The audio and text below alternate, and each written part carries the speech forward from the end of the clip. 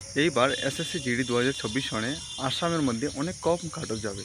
আসামের ছেলেদের জন্য অনেক বেশি সুখবর। তো কেন কম কাট অফ যাবে সব কিছু জানার জন্য ভিডিওটি লাস্ট পর্যন্ত দেখো। আর তোমরা যদি আমার চ্যানেলে নতুন হয়ে থাকো তাহলে চ্যানেলটিকে সাবস্ক্রাইব করে পাশে থাকা বেল ঘন্টিটি বাজাতে একদম ভুলবে না। তো বন্ধুরা, সময় নষ্ট না করে আজকের ভিডিওটি শুরু করে দেয়। তোমাদের হয়তো মনে আছে 2023 সনের কথা। যখন 2023 সন ছিল তখন এসএসসিতে কাট অফ অনেক কম গিয়েছিল। ঠিক আবার 2024-25 যেটা ভ্যাকেন্সি, 24 সনে যেটা আবার ভ্যাকেন্সি বাইরে হয়েছিল সেখানে কিন্তু অনেক বেশি কাট অফ গিয়েছিল। ঠিক আছে, আবার যেটা 25 সনে যেটা এই গত বছর হয়েছিল সেখানে আবার অনেক কম কাট অফ গিয়েছিল। তার রিজনটা কি? দেখো, 2000 যেটা লাস্ট যেটা ছিল সেটার মধ্যে অনেক কম কাট অফ যাওয়ার একটা রিজন ছিল পোস্ট বেরিয়েছে ছিল। কারণ আমাদের আসামের মধ্যে 5000 ভ্যাকেন্সি ছিল, কিন্তু এইবার ভ্যাকেন্সি হলো আমাদের 3000। তো আমাদের এটা ভাবতে হবে 3000 ভ্যাকেন্সি থাকা সত্ত্বেও আমি কেন বললাম যে এইবার কাট অফ কম যেতে পারে। কারণ এইবার তোমরা যখন এক্সামের মধ্যে বসেছিলে তোমরা অবশ্যই দেখেছিলে এক্সামের পেপারের লেভেল কীরকম। কোম্পানি চেঞ্জ হওয়ার পর থেকে এসএসসি জিডিতে হিন্দি প্যাটার্নটা একদম চেঞ্জ করে দিয়েছিল।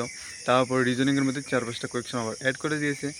এই কারণে অনেকেই এইবার ভালো স্কোর করতে পারেনি। যারা পড়ে না, টিসিএসের যেটা রুলস ছিল, আগের যেরকম এক্সাম প্যাটার্ন ছিল সবাই আগের প্যাটার্নের মধ্যে পড়েছিল। তো এখন যেটা নতুন কোম্পানি এসেছে সেটা আলাদাভাবে প্রশ্ন করে দিয়েছে। তো তার জন্য যারা আসামের ছেলেমেয়েরা, দেখো আসামের ছেলেমেয়েরা সবথেকে বড় কথা তো হিন্দি ভালো করে বেশি পারে না। তো যখন হিন্দি বেশি পারে না তখন তারা কেমন করে হিন্দিটা সুন্দর করে দেবে? কী কী অ্যাড করে দিয়েছে হিন্দির মধ্যে, আর সেগুলো তো বেশি পারবে না। তুমি নিজে এক্সাম দিয়েছো, তুমি নিজেই বুঝতে পেরেছো এক্সাম লেভেল কী ছিল, তুমি নিজেই পারোনি হিন্দি দিতে। যদি তোমার স্কোর কত তুমি একবার কমেন্ট করে বলবে।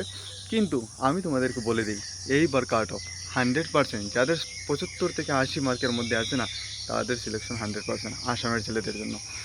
আমি, তোমরা যদি চাও নেক্সট আরেকটা ভিডিও নিয়ে আসবো যেখানের মধ্যে আমি পুরা বিগত 2-3 বছরের কাট অফের সাথে তোমাদেরকে আমি পুরা মতলব অ্যানালাইসিস করবো।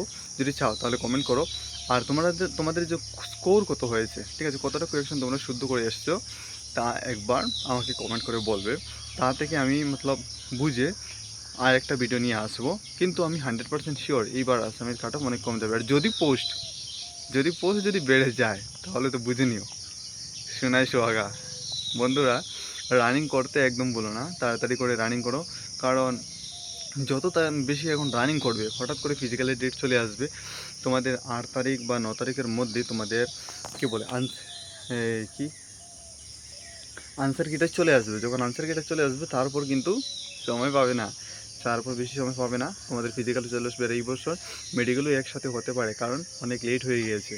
তো এই জন্য সময় নষ্ট না করে তাড়াতাড়ি করে শুরু করো রানিং। আর দেখা যাক কী হয়, 4-5 দিন তো বাকি আছে, তারপর দেখা দেবো আনসার কি আসুক। আনসার কি আসার পর যাদের মার্কস 60+ তারা রানিং করবে আশা করি।